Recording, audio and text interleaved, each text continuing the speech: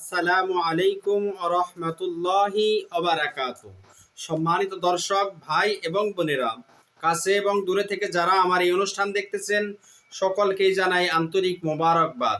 আমি আজকে আপনাদের সামনে নিয়ে এসেছি, স্বপ্নে যদি কিছু বসা এবং কিছু দাঁড়ানো মানুষের ইমামতি অথবা একসাথে জামাতে নামাজ পড়তে দেখলে এর কি ব্যাখ্যা হবে।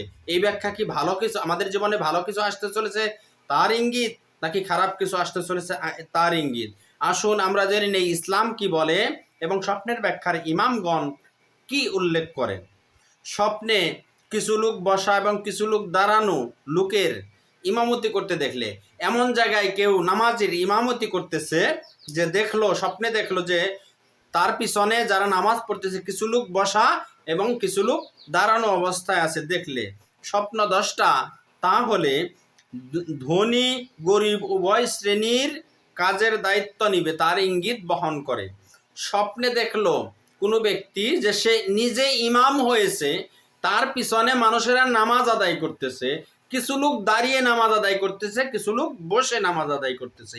এমত অবস্থায় এর ব্যাখ্যা হলো তার আন্ডারে কিছু লোক কাজ করবে, সেখানে কিছু লোক দরিদ্র থাকবে, কিছু লোক ধনী থাকবে, উভয় শ্রেণীকে সে কাজের সুযোগ দেবে বা তার সাথে কাজ করার সুযোগ দেবে, তার ইঙ্গিত বহন করে। কিছু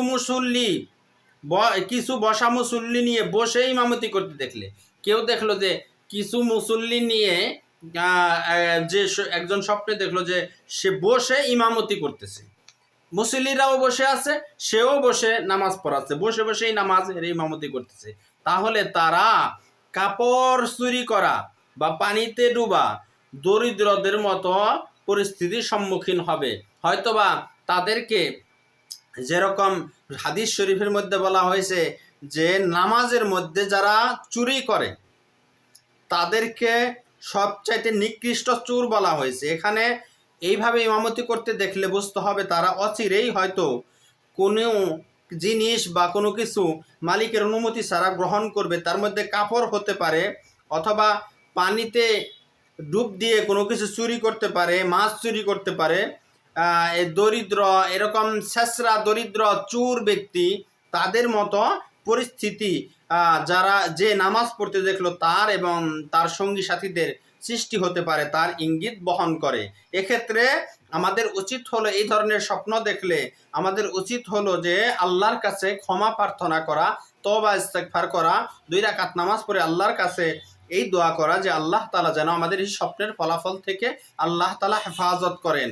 এবং পরিশেষে ভিডিওটি আপনাদের ভালো লেগে থাকলে দয়া করে অনুগ্রহ করে আমাদের চ্যানেলটি সাবস্ক্রাইব করুন এবং কি একটা লাইক এবং শেয়ার করে দিন।